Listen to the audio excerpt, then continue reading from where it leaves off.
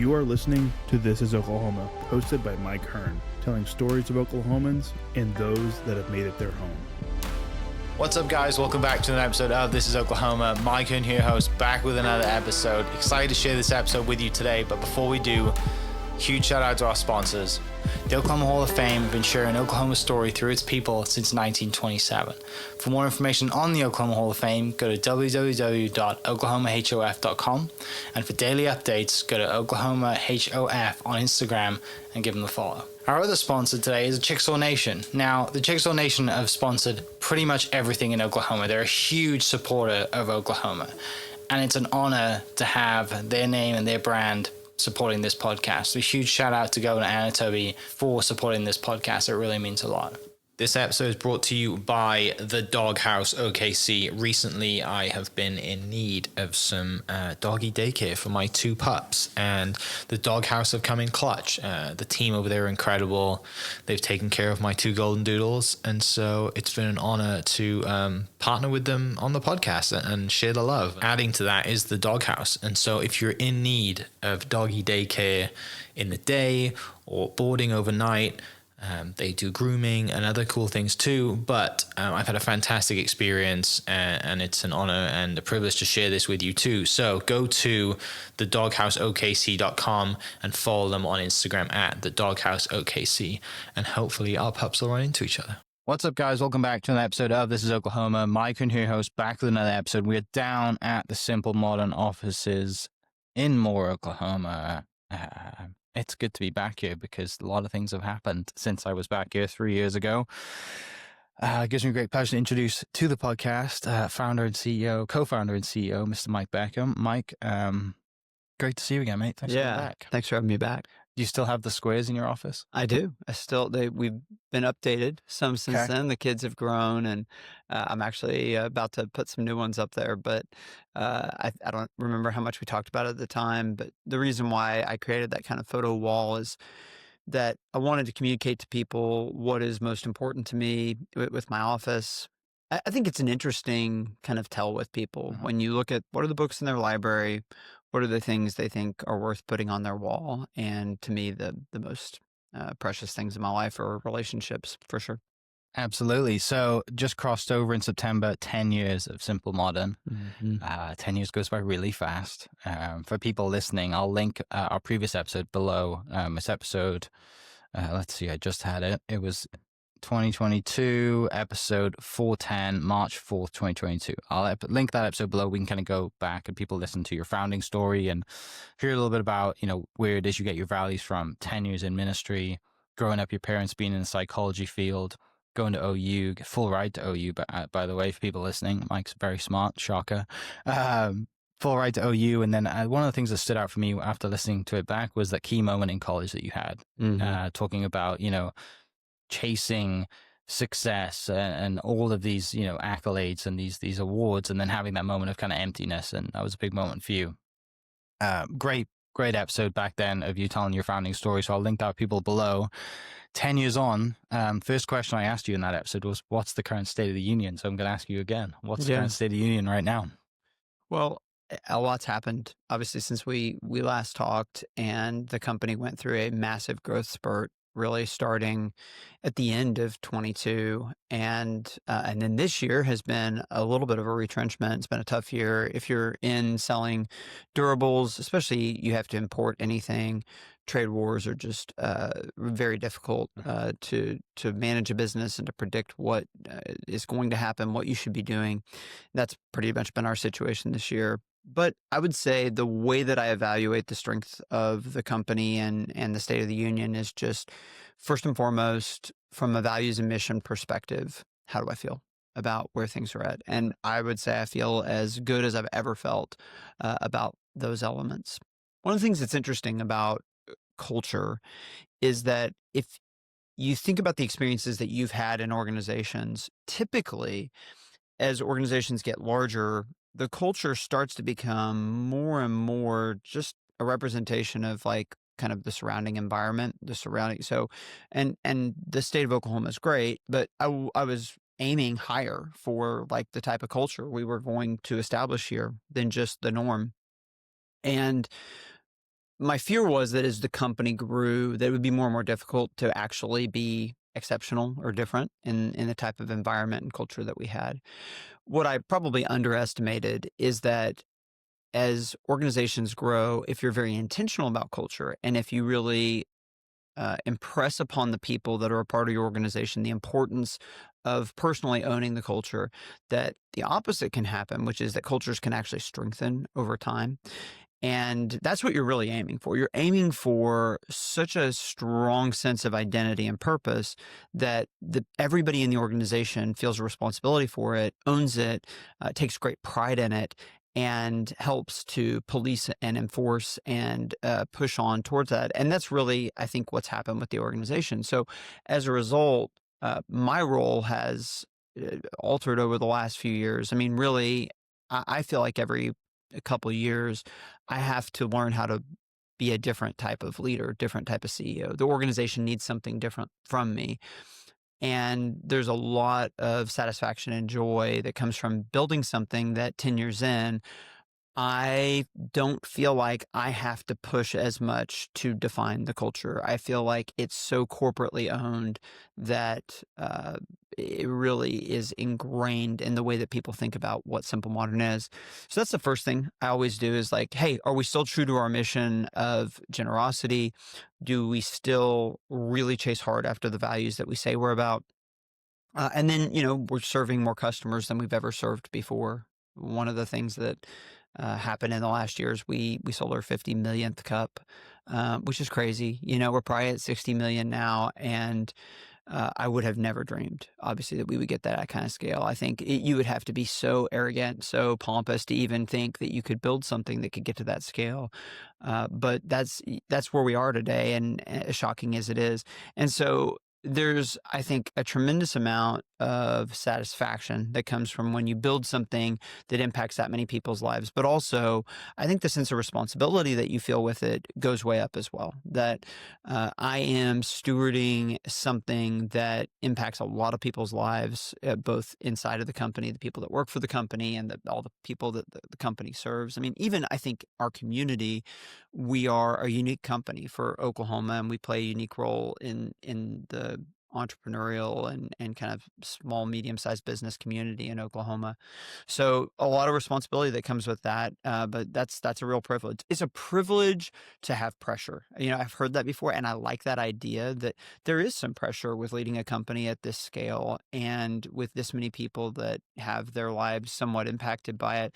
But that's what a great privilege to have built something where it does matter what you do.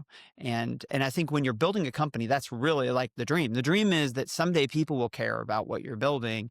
And so in 10 years, we've gone from nobody really cared, nobody knew who we were, nobody really cared, to lots of people know and lots of people really care. And the best type of pressure you could have comes from that. Yeah, I mean, it's no secret that you're a huge fan of basketball, right? Pressure is a privilege, and the things that come from that. And the other quote that I want us to recall from our previous episode is the Roosevelt quote, right? The man in the arena and all, so huge lover of sport and community and everything that grows around it. You talk about giving $10 million, 10% of profits, 1,000 nonprofits. There's so many numbers there. But what about, and I know this, I'm leading into this because I know you have plenty of examples of it. The numbers are just numbers on a sheet, right? Right. But when you see that impact in person and you see these people and, you coming from a background of growing up with your parents helping others and being in the psychology field, and then you going into ministry, community has been a part of your life from day one. Mm-hmm. And so what has that been like to give and give in a way that is not just, shaking hands and putting food on the table, but is giving a way that is making, and I don't want to say a real impact because people make real impact all the day, but it's just, you can't put into words. I'm hoping you can put into words. I can't put into words when the thought of you giving $10 million and that change. So would love to just hear you talk about what that's like from your perspective, the giving side, and, yeah, it's great to give advice and stuff, but actually tangible. What is that like for you in your own words? Yeah. Well, I think that first and foremost, what we have tried to do when it comes to the giving is avoid a pitfall, which is thinking too narrowly about generosity. And in my view, generosity is never less than giving financially, but it's so much more than that. And so we talk internally about having an attitude of capital G generosity. The idea that generosity is just being open-handed and sharing everything you have, not just your money, but your time and your intelligence and your skills and your support and all of these things are what it takes for communities to be strong. Is really my opinion. And so I think the thing that's the most gratifying is that we have these kind of headline numbers that jump out, like the $10 million, but there are just thousands and thousands of stories behind those numbers, and many of which will never get told on a large stage, but that often I get a chance to hear. I'm speaking at a conference last week, and an organization that we help that works with kids that are in very difficult situations, and no fault of their own, but because of the situation with their parents. One of them, all she wanted for Christmas was a simple water bottle. And they were just sharing a picture of what it was like when she was able to get a bottle for Christmas because we gave them a bunch of product to give to people. It's when I hear from customers, one great example is that lots of customers use our product to get through chemo. And we have actually leaned in some ways to how can we be generous in the area of people who are going through chemotherapy with our product. And for them to be able to say, hey, your product was like my companion as I was going through the most grueling period of my life, and ultimately led to me being able to ring the bell. It's the homeless person that doesn't have to sleep on the street but has a shelter that night. It is the person who doesn't get trafficked. It is the village that has clean drinking water in a sustainable way. There are 1,000 different stories, and I think that the thing I'm the most proud about with the giving is that there is nothing performative about it, in my opinion, with this group. And we live in such a cynical society where the assumption is anything you're doing it for reasons having to do with wanting to get more for yourself. And I guess that's true in the sense that it does make me feel good when I feel like I'm a part of actually improving other people's lives. So it is selfish, I guess, in that sense. But it's not selfish in the sense that we think it's going to help us sell more bottles. And so what I say all the time about the litmus test I use internally is that we are not a perfect company, but we are sincere about these things that we say we're about. And I think that that's held up. I think that when we say things like we exist to give generously, it's like, well, if you're going to say that, that is a high bar.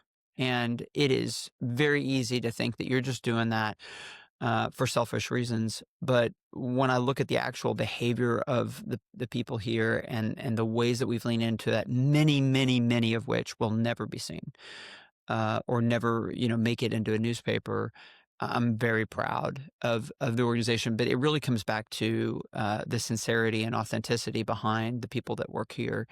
And so, so it's exciting. And I really think we're just getting started. Like, I think we're 10 years in, which in some ways is a long time.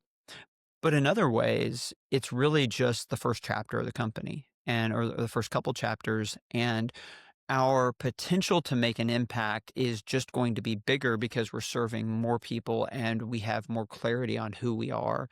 It took us several years just to figure out, like, okay, if we're going to give this money, how do we give it? How do we focus? How do we make decisions? And we have a lot more structure in place and a lot more clarity around those things today.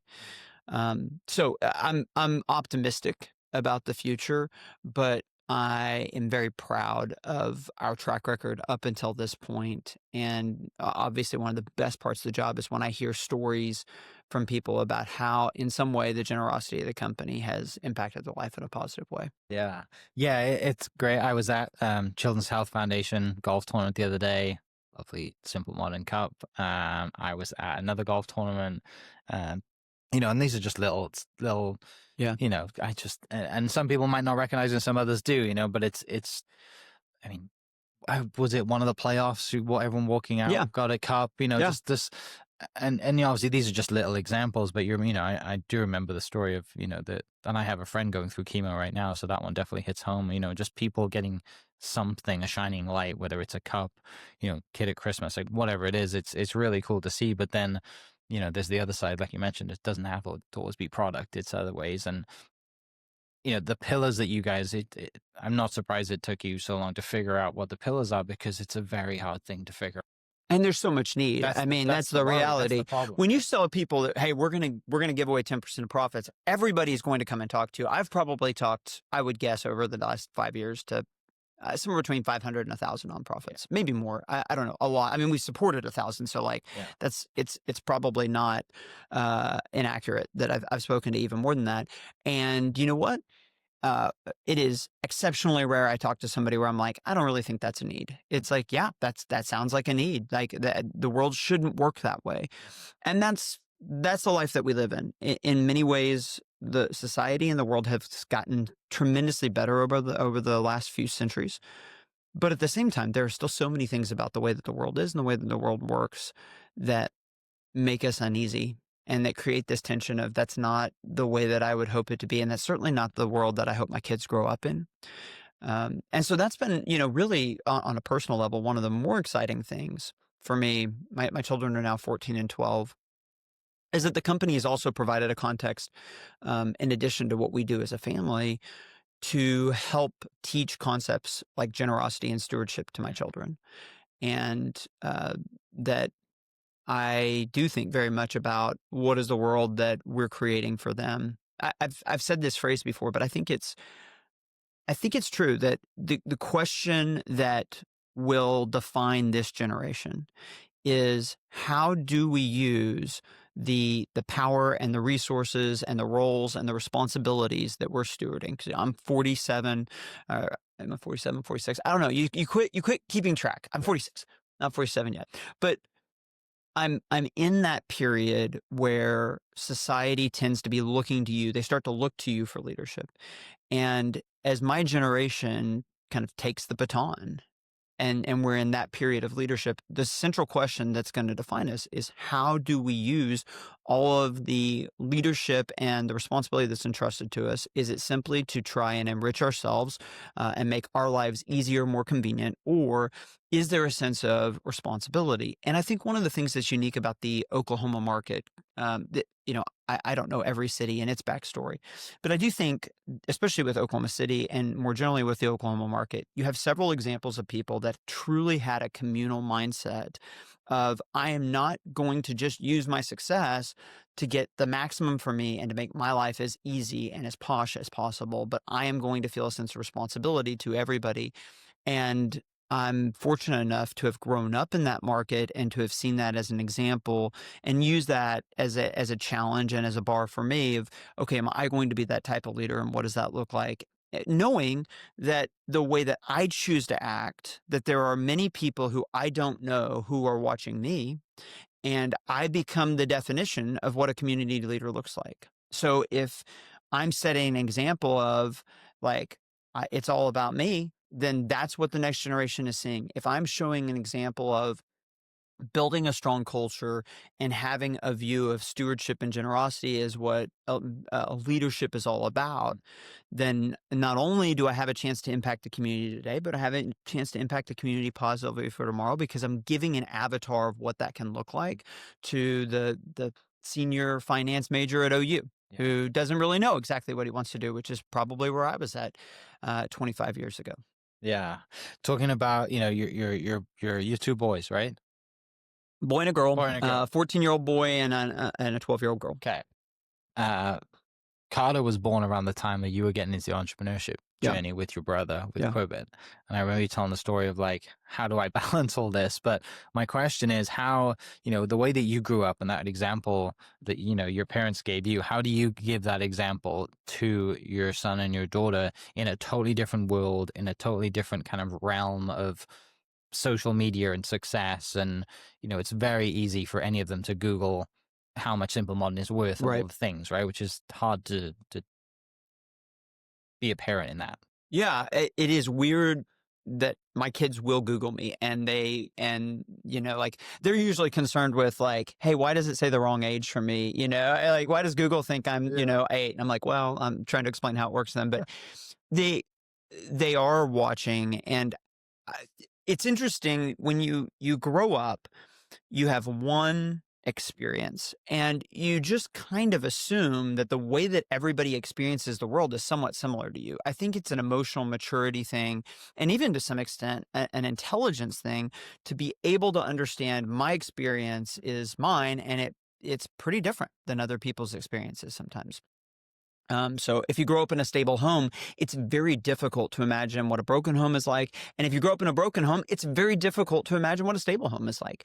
And so for my children, one of the things that I really have seen is they are privileged. They are privileged in so many different ways. Now, that doesn't mean that we spoil them. We're intentionally not trying not to do that, but they're privileged. Like they're in a home that is a great home where they're loved. They have been invested in. They've got their extended family is close by, and they see their grandparents all the time. They both are healthy. They both are smart. Like they get to do things that is very abnormal, but they don't really fully understand all of that. So part of my responsibility is to help them understand how they're situated, how it is different than the way that most people are situated. And then to wrestle with the question of, okay, to what end, why? And so if you ask my kids, why has God blessed our family with so much resources, so much money? I can tell you what they would say. They would say he has provided so many resources to us so that we would be generous and that we would be good stewards. That we have a responsibility to other people. And I think it's more than I've drilled that answer into their head. I think it's that they've started to really internalize that. As a parent, I'm looking for opportunities constantly to say, how do I help them to start to take ownership of this with me even today? And I'll tell a couple of interesting stories. One is one of my things that I like to do is I like to tip very big. I was a server for several years, and it's a great opportunity to show generosity, grace to somebody else. I've started involving my kids in that. Like we'll go to lunch, and they know that I leave very big tips, and I'll be like, "Okay, you're in charge of the tip. What do you want to do?" And so it's a small thing, but it's them being able to engage in generosity and at a level. I was I went to OU, Texas with my son recently. And I was listening to a book called The Psychology of Money, or actually, maybe this was the Art of Spending Money. It's the second one by Morgan Housel. Anyway, in it was a chapter about how do you treat money with your kids when you are high net worth. And they used a Munger quote where Charlie Munger talks about that the tension is either you basically spoil your kids and doom them that way, or you withhold money and then they hate you. And I asked Carter, I was like, what do you think about that? And he's like, I don't know. And I said, so what do you think? Do you think that I should leave a bunch of money to you? And he thought about it for a second. He said, you know what, Dad, I really don't think so. He said, I just don't know that I would be a great steward with it. And I said, you know what, son, the fact that that was your answer actually makes me think that you are going to be a good steward.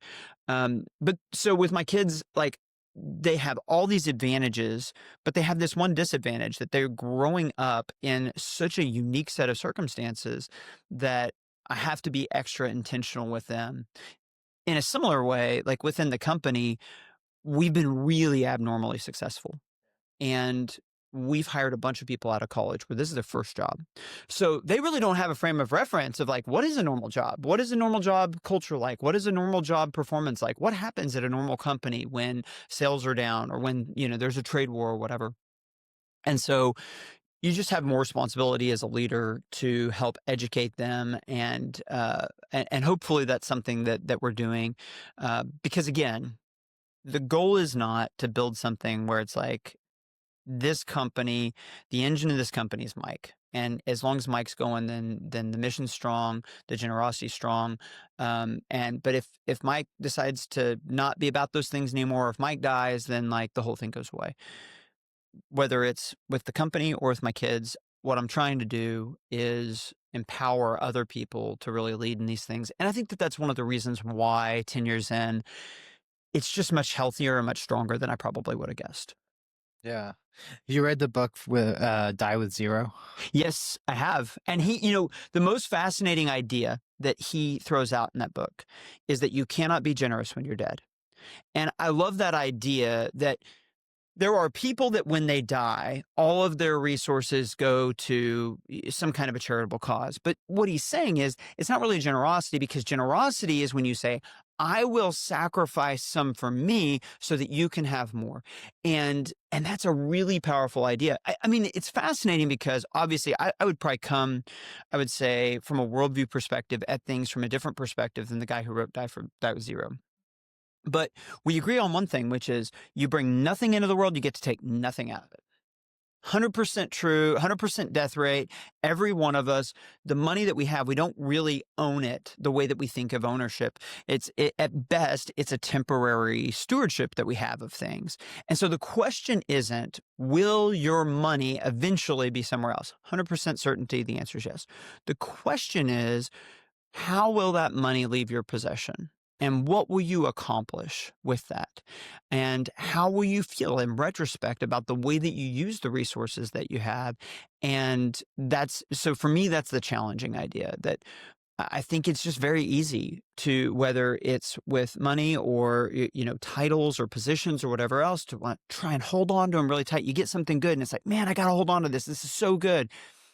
But that's really not where life is found. Life is found when you realize, like, hey, okay, these are great things. Yeah. They're here temporarily, and they are going to leave. Someday somebody else will be CEO of this company. Someday somebody else will have other people will have all the money that's in my bank account.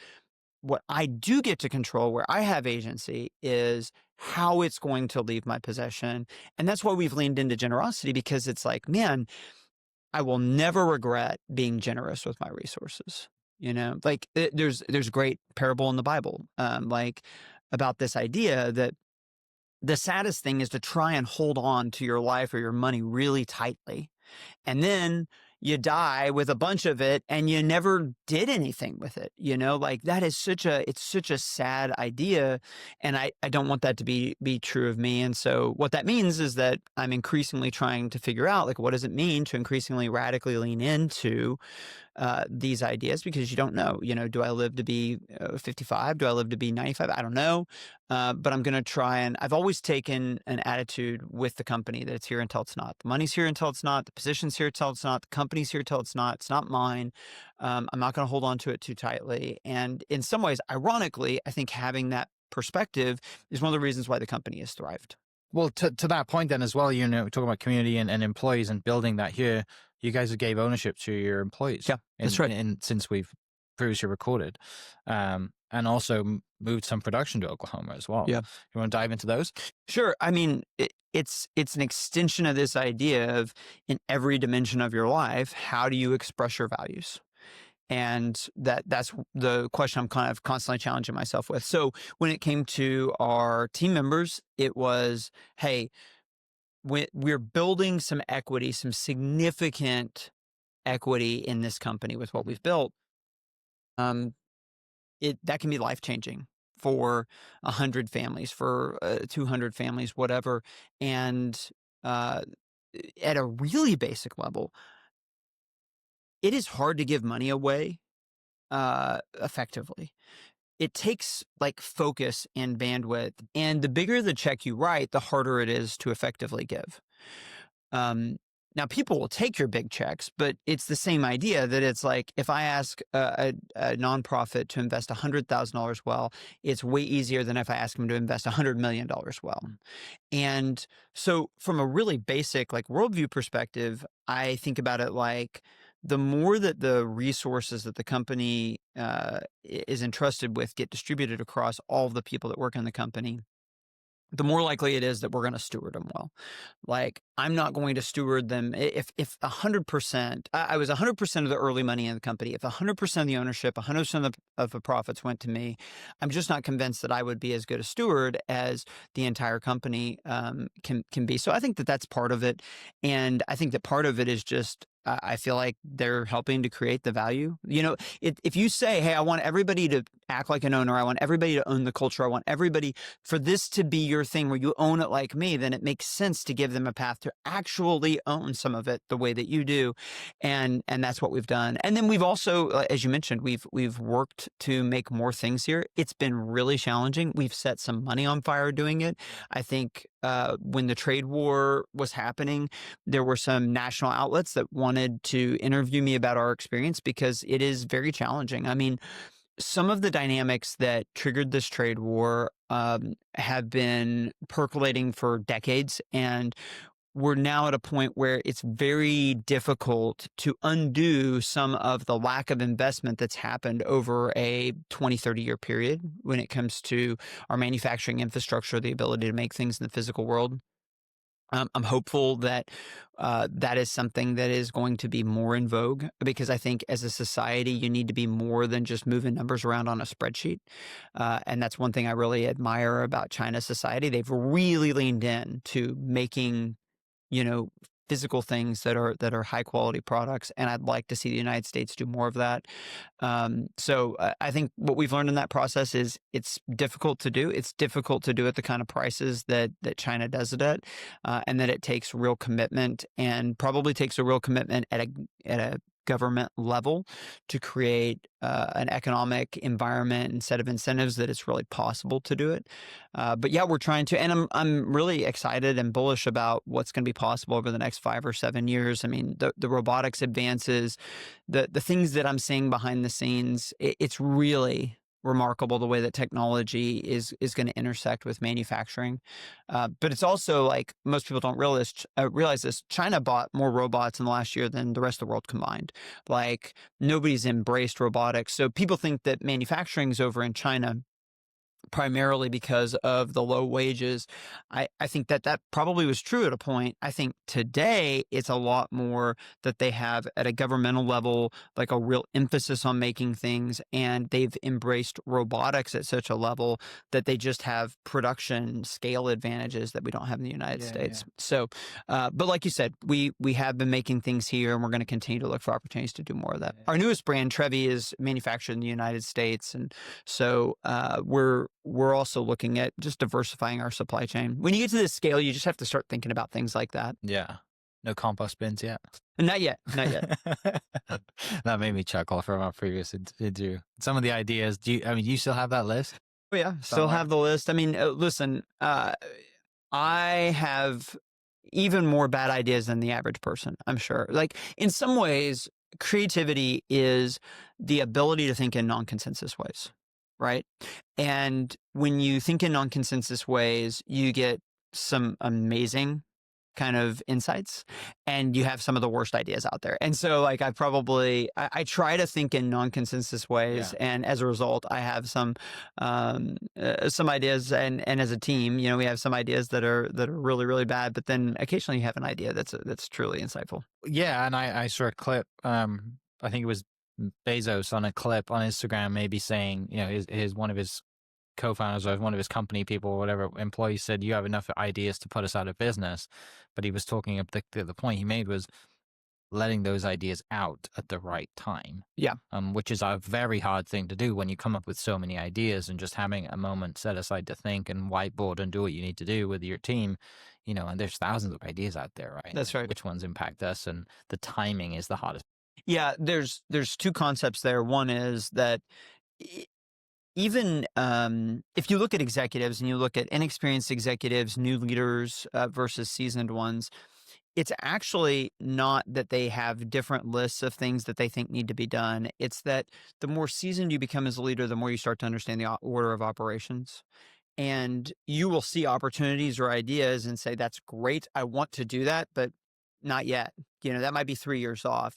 And you're realistic about the time frame that you can accomplish things. Whereas when you're a new leader and you're new to entrepreneurship, it's like sometimes you just are like, you have the idea and you're like, this is great, you just want to do it right now.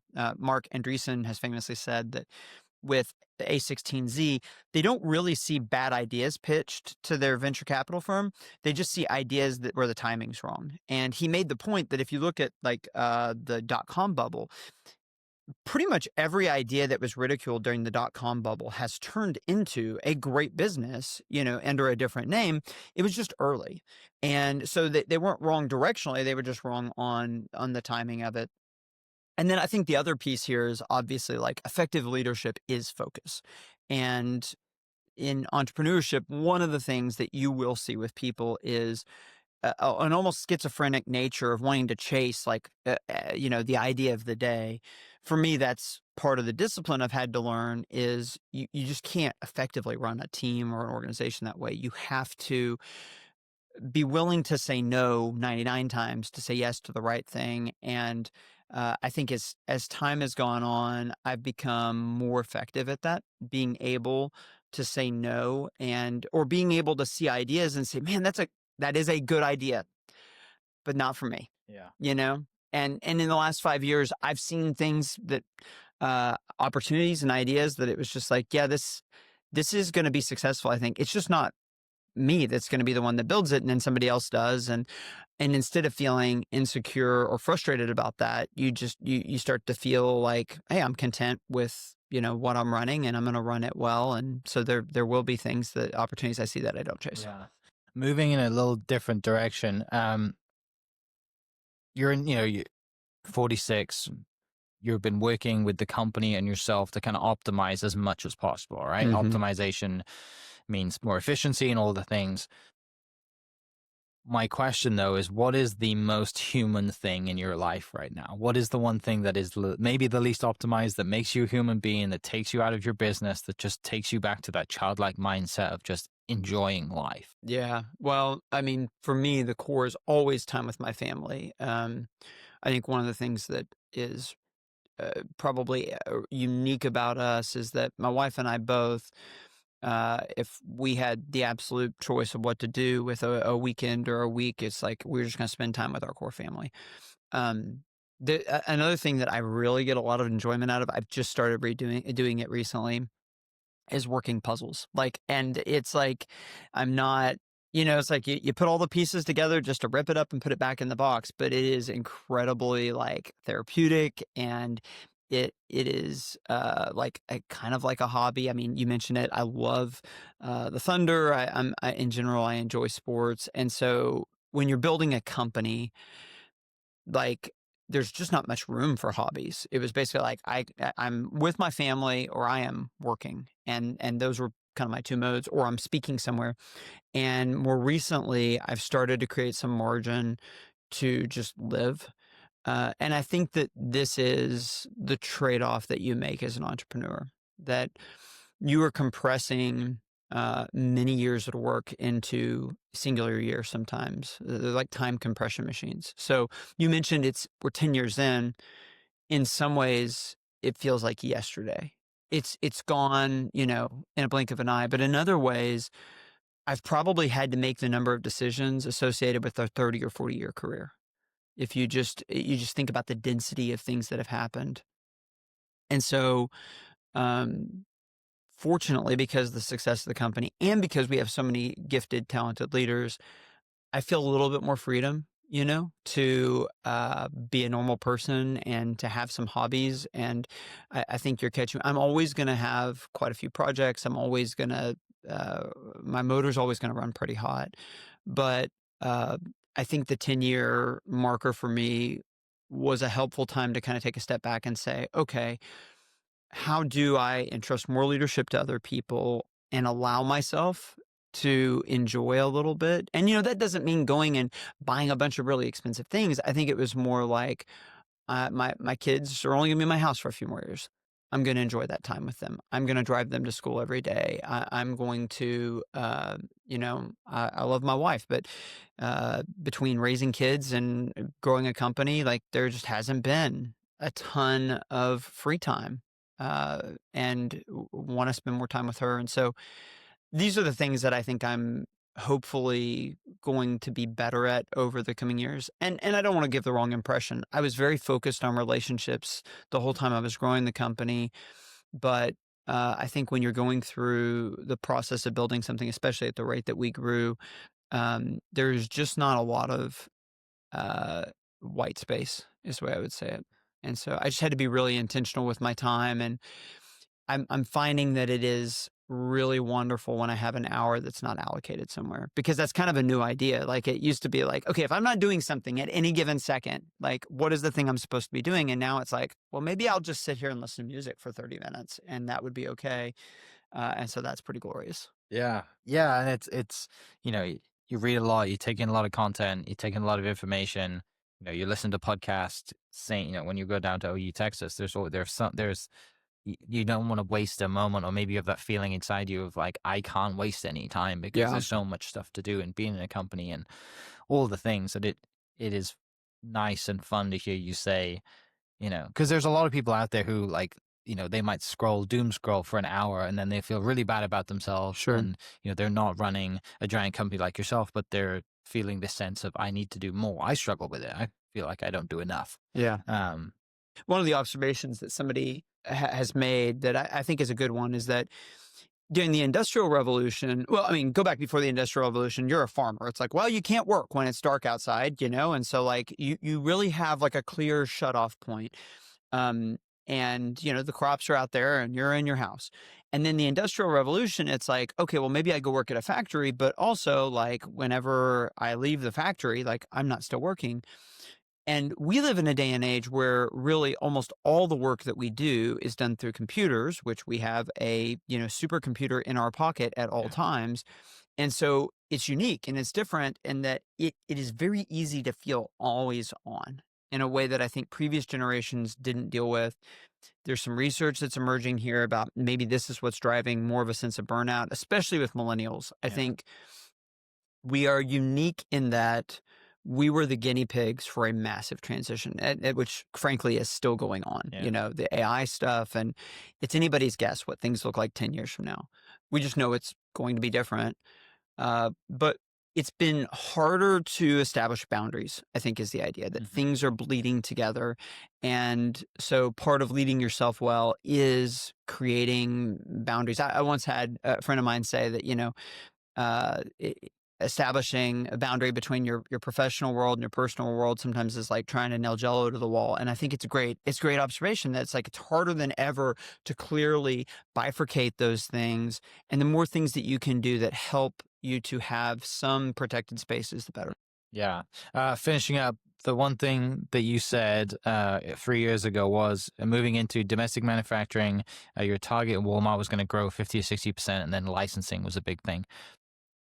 Next 3 years, let's finish with that. What's the points you guys are focusing on the next 3 years? We'll recap it 3 years. Yeah, absolutely. Well, I think that we are expanding internationally. At this point, we're sold in 8 or 9 countries, and that looks promising, but it's also challenging. I mean, you're getting into different cultures, different languages. The technology makes it easier than ever before, but I think you're going to continue to see us do that. I think I think our best products we'll ever make are going to be released in the years ahead.